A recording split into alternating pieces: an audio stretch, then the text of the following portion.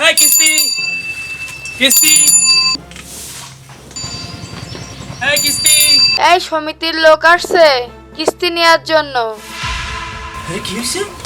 তুমি কি করবা? শুনো, তুমি বলো আরেকটা দিন আমি। আচ্ছা ঠিক আছে যাও। এই কিস্তি। এই আপা, দ্রুত কিস্তি দেন। আগে 2 দিন কিন্তু মিস করছেন। স্যার আমার স্বামী টাকাটা ম্যানেজ করতে পারেনি, 2 দিন সময় দেন। আগে 2 দিন সময় দিছি, তুমি টাকা দাও নাই। কি এটা মগের মূল্য পাইছো নাকি? স্যার আর 2 দিন সময় দেন প্লিজ, স্যার আর 2 দিন। সমিতি কি তোমার বাবার? তোমার ইচ্ছা মতো দিবা আর 2 দিন সময় দেন। তোমাকে তো আমি আগে বললাম, অফার করলাম যে তুমি আমার সাথে একটু সময় দাও, নিরিবিলি সময় দাও। তুমি তো আমার কথা শুনলে না। তোমাকে 1 দিন 2 দিন কেন, দরকার হলে 1 সপ্তাহ সময় দিব, দরকার হলে 15 দিন সময় দিব। তা না হলে একটা কিস্তি আমি পকেট থেকে দিয়ে দেবো। বাসাতে কেউ আছে তোমার? না স্যার কেউ নেই। তাহলে আজকে একটু নিরিবিলি সময় দাও। আমার পক্ষে সম্ভব না স্যার, আমার ইজ্জত বেঁচে আমি কোনো কিছুই করতে পারবো না। আচ্ছা ঠিক আছে, আমি অফিসে ফোন দিচ্ছি। স্যার মান সম্মানের ব্যাপার, প্লিজ 2টা দিন সময় দেন। না, তোমার আর কোনো কথা শুনবো না। আজকে ছাগল গরু হাঁস মুরগি যা কিছু আছে সবকিছু নিয়ে চলে যাব।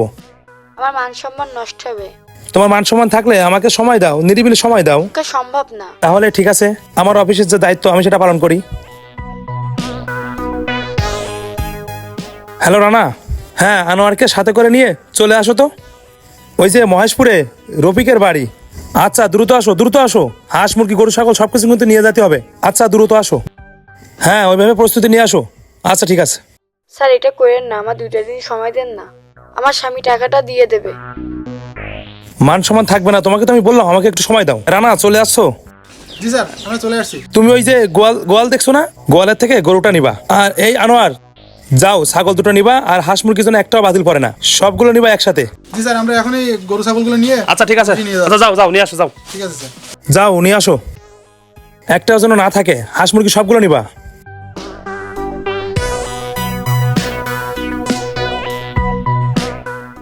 স্যার আমি রাজি আছি। রাজি? এটা তো আগে বলতে পারতে, তাহলে তো আমাকে ডাকা লাগতো না অফিস থেকে। এই আনোয়ার। জি স্যার। এই রানা, এই তোমরা চলে যাও, চলে যাও, কিস্তি দিবে বলছে তো আমি কিস্তিটা নিয়ে আসতেছি, তোমরা চলে যাও। আচ্ছা ঠিক আছে স্যার, আমি আনোয়ার নিয়ে চলে যাচ্ছি। যাও যাও চলে যাও। চলো আমরা রুমে যাই, মাস্তি করি।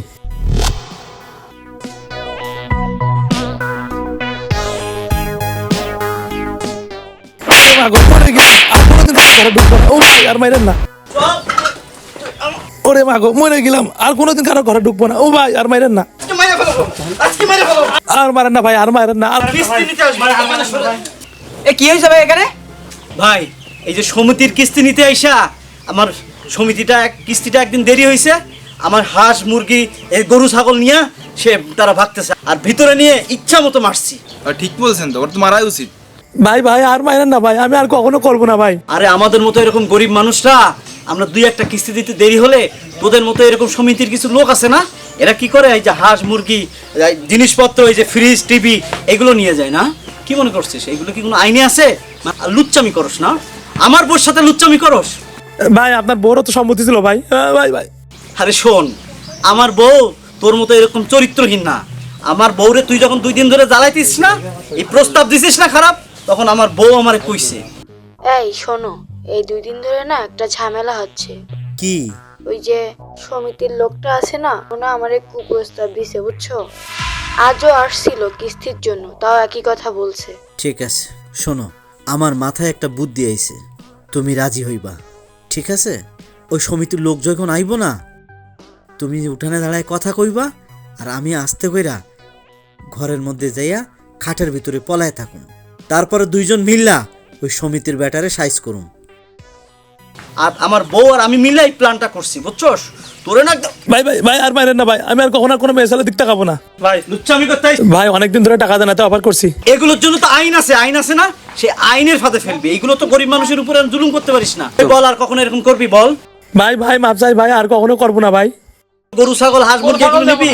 বল। কখনো কারো গরু ছাগল নেবো না, কারোর বউর দিকেও তাকাবো না, সত্যি তো? না আর কোনো মেয়ে ছেলের দিকেও তাকাবো না। ও বাবা গো।